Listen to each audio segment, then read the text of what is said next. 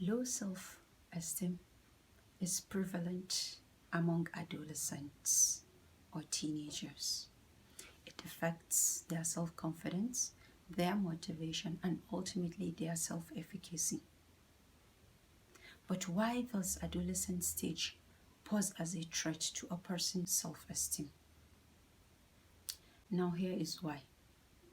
Adolescent stage is a stage where a person's cognitive potential can reach its peak for the first time. It is a time where a person is able to think hypothetically, identify all possible combinations, consider alternatives, and analyze his own thinking, all for the first time.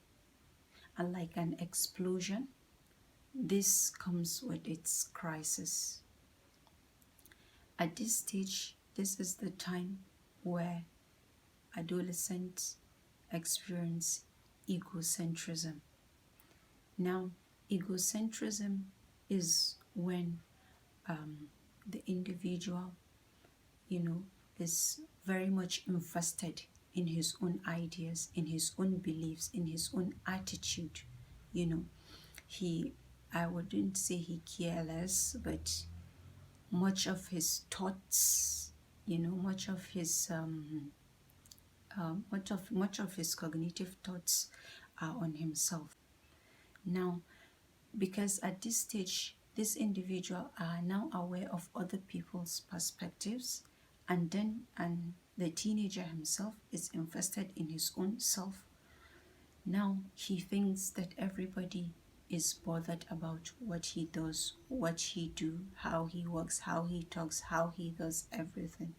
And so he becomes critical, and an individual with a fragile concept of self can easily develop low self-esteem at this point, and vice versa. So this is why low self-esteem among teenagers is common. The best you can do for an adolescent is to be a friend. Talk in depth with them so you can teach them and so they can learn. Listen to them so they feel valid.